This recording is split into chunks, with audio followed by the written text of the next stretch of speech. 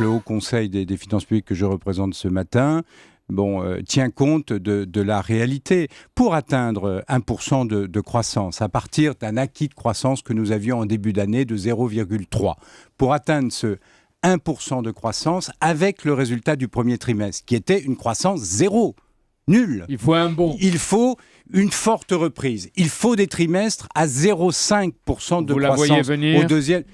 Ce n'est pas moi qui la vois venir. Les indicateurs conjoncturels montrent que ça ne vient pas.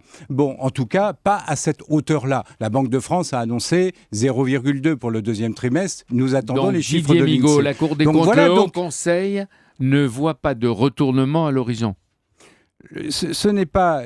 Ce que nous disons, c'est que l'atteinte de l'objectif de 1% est peu probable, est incertain. Même s'il n'est pas hors d'atteinte, parce qu'il peut y avoir des facteurs conjoncturels qui peuvent jouer dans le bon sens dans les mois qui viennent. Mais pour le moment, nous ne les voyons pas. Oui, donc le redressement, vous ne le voyez pas non plus.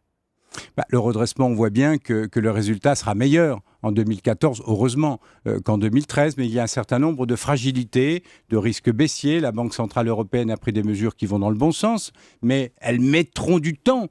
Bien sûr, à avoir des effets positifs. Là, l'inflation, le gouvernement continue de prévoir 1,2% d'inflation. En fait, le rythme d'inflation actuel est de 0,7%. Puis on voit bien que la création d'emplois sur laquelle mise le gouvernement, ces créations d'emplois ne sont pas au rendez-vous, avec les conséquences que ça peut avoir sur le niveau même de la masse salariale. Oui. Et donc le niveau des cotisations. Donc ce matin... Il y a des fragilités.